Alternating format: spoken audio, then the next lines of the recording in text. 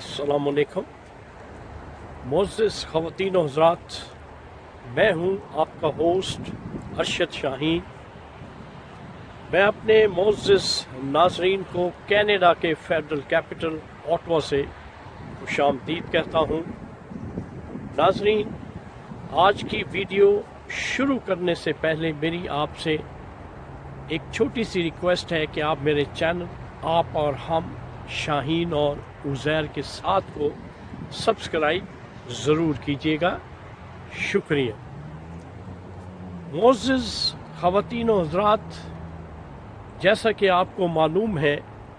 कि पाकिस्तान की जो इस वक्त की सूरत हाल है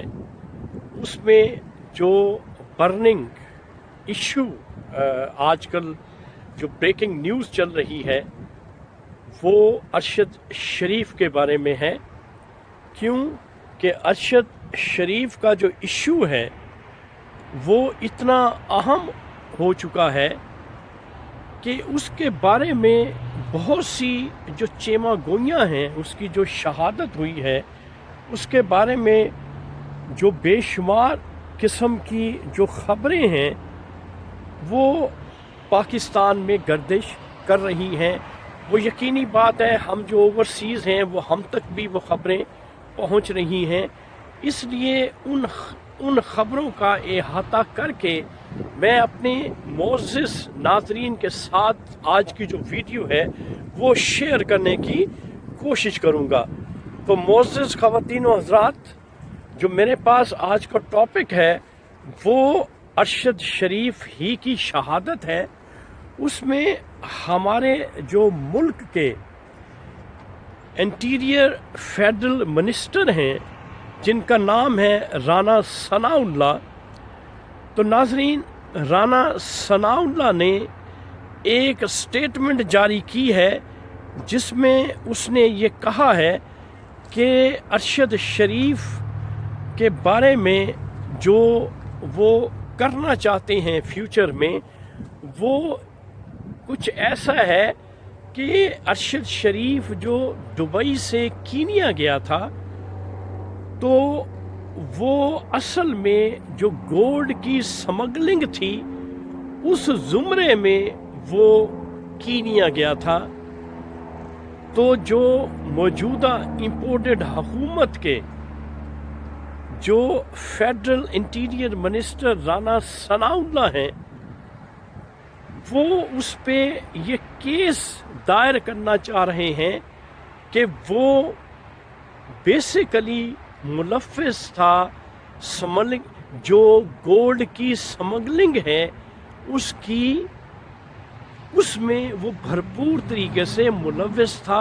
वो ये केस जो मौजूदा हुकूमत है वो ये केस बना रही है जो शख्स शहीद हो चुका है उसके बारे में। तो नाज़रीन, मेरी समझ से ये बात बालातर है कि एक शख्स जो है वो दुबई में मौजूद है, उसको वहाँ की जो हायर अथॉरिटी है उनको हुक्म मिलता है और अरशद शरीफ को वहाँ से डिपोर्ट करने का। तो वो हायर अथॉरिटी जो दुबई की थी वो उन्हें 48 आवर्स का कह देती है कि विद इन 48 आवर्स आप दुबई छोड़ दें। तो वो दुबई छोड़ के कीनिया चला जाता है। तो यहाँ पे राना सनाउल्लाह ये बात बावर करवा रहे हैं हमारे पाकिस्तानियों को कि वो गोल्ड की स्मगलिंग में मुलव्विस था। क्यों कि बताया ये जा रहा है कि उसके पीछे जो मुहर्रिकात हैं वो ये हैं कि हमारे पाकिस्तान का एक मेन मीडिया ग्रुप है, उनके जो एलिमेंट्स हैं वो इसमें इन्वॉल्व हैं गोल्ड की स्मगलिंग में और अरशद शरीफ को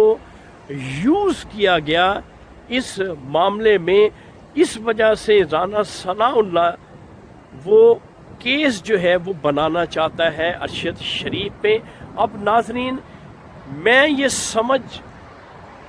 یہ بات سمجھنے سے قاصر ہوں کہ ایک شخص شہید ہو چکا ہے، ایک شخص جو ہے وہ دنیا میں نہیں ہے، آپ نے اس کو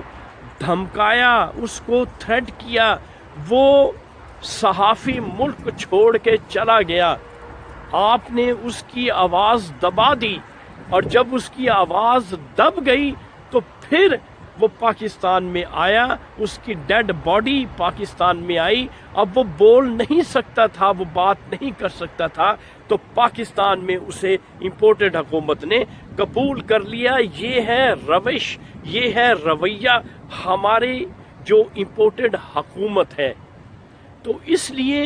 ارشد شریف کے بارے میں جو مختلف قسم کی باتیں سننے میں آ رہی ہیں وہ صریحاً غلط ہیں، وہ سراسر بہتان اور الزام تراشی ہے، اس میں کسی قسم کی سچائی میرے خیال میں میرے پاکستانیوں نہیں ہے۔ اور دوسری خبر بھی اسی صحافی ارشد شریف شہید کے بارے میں ہے کہ اس کو جو نیروبی میں جو مرڈر کیا گیا اس کے بارے میں جو نئی پیشن گوئی ہوئی ہے اور جو نئی پیش رفت ہوئی ہے، جو باتیں اب تک سامنے آئی ہیں، وہ کہا یہ جا رہا ہے کہ ارشد شریف کو گاڑی میں بیٹھے ہوئے، اندر بیٹھے ہوئے لوگوں نے انہیں شوٹ کیا، انہیں موت کے گھاٹ اتارا، ایک گولی ان کے سر میں ماری اور دوسری گولی جو ہے ان کے سینے میں ماری اور اس کو موقع پہ شہید کر لیا گیا۔ کہا یہ جاتا ہے، یہ بھی باتیں سننے میں آئی ہیں کہ وہاں کی جو نیروبی کی جو پولیس ہے، وہ جو ان کا موقف ہے وہ تو صریحاً غلط اور فیک ہے، اس کی تو نفی ہو چکی ہے، لیکن کچھ خبریں یہ بھی آ رہی ہیں کہ جو شوٹنگ ہوئی ہے وہ باہر سے ہوئی ہیں، اور جس سائیڈ پہ گاڑی میں ارشد شریف بیٹھا ہوا تھا اس سائیڈ پہ جو ہے وہ 9 یا 10 کے قریب جو ہے وہ فائر ارشد شریف پہ مارے گئے، جس میں 2 جو فائر تھے انہوں نے اس کو ہٹ کیا اور اس کی موت واقع ہو گئی۔ اب انکوائری کے لیے کچھ لوگوں کو کینیا بھیجا گیا ہے، اب حقیقت کیا ہے، اب وہ جو انفارمیشنز وہاں سے کلیکٹ ہوگی، اب اس میں کتنی سچائی ہوگی، کتنی حقیقت ہوگی، کیونکہ موجودہ حکومت جو ہے وہ قابل اعتبار نہیں ہے، اس لیے اس تحقیقات کے بارے میں بھی کچھ نہیں کہا جا سکتا کہ وہ صحیح ہوگی یا نہیں ہوگی۔ لیکن ایک شخص اس دنیا سے چلا گیا، اس کا فیملی ویران ہو گیا، اس کے گھر میں تو ایک ایسا ماتم، صف ماتم بچھ گیا جو اب واپس نہیں آئے گا۔ وہ جو جانے والا تھا وہ دنیا سے چلا گیا، لیکن اصل قیامت جو ہے وہ ان پہ برپا ہو گئی جو اس کی فیملی ہے، جو اس کے بچے ہیں، ان کے لیے اصل میں، کیوں کہ وہ اپنے گھر کا ایک کفیل تھا، اپنے گھر کو چلا رہا تھا، اب ان بچوں کے لیے، اس فیملی کے لیے جس کا وہ چشم و چراغ تھا، اس فیملی کا، معزز خواتین و حضرات آپ بھی سمجھتے ہیں کہ پاکستان میں کیا حال ہوتا ہے، کس طرح سے جو فیملیز ہیں بغیر کفیل کے اپنی زندگی گزارتے ہیں۔ تو بغیر کوئی مبالغہ کیے یہ بات کہی جا سکتی ہے کہ اتنی آسان زندگی نہیں ہے پاکستان میں بغیر ایسے شخص کے جو گھر کا کمانے والا ہو،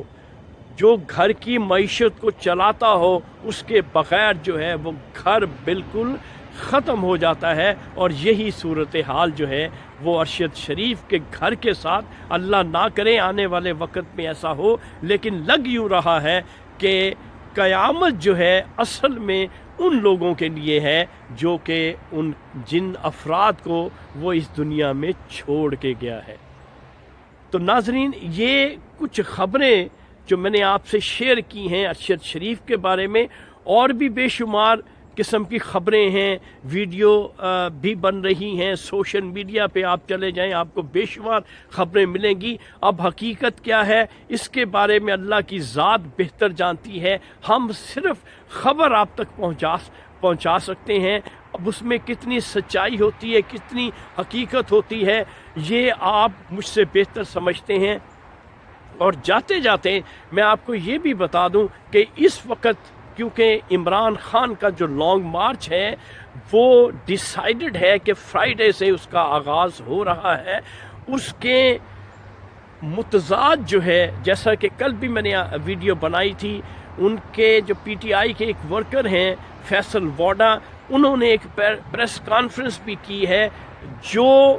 کہ پی ٹی آئی کا جو موقف ہے وہ سراسر اس کے خلاف ہے۔ تو اس قسم کے جو ایلیمنٹس ہیں وہ یقیناً اب سامنے آئیں گے۔ مقصد صرف یہی ہے کہ یہ لانگ مارچ جو ہے اس کو سیبوٹاج کیا جائے، لیکن ایسا نہیں ہوگا۔ اب تبدیلی آنی ہے اور اس لانگ مارچ کو آپ ایک انقلاب کا نام دے سکتے ہیں کہ یہ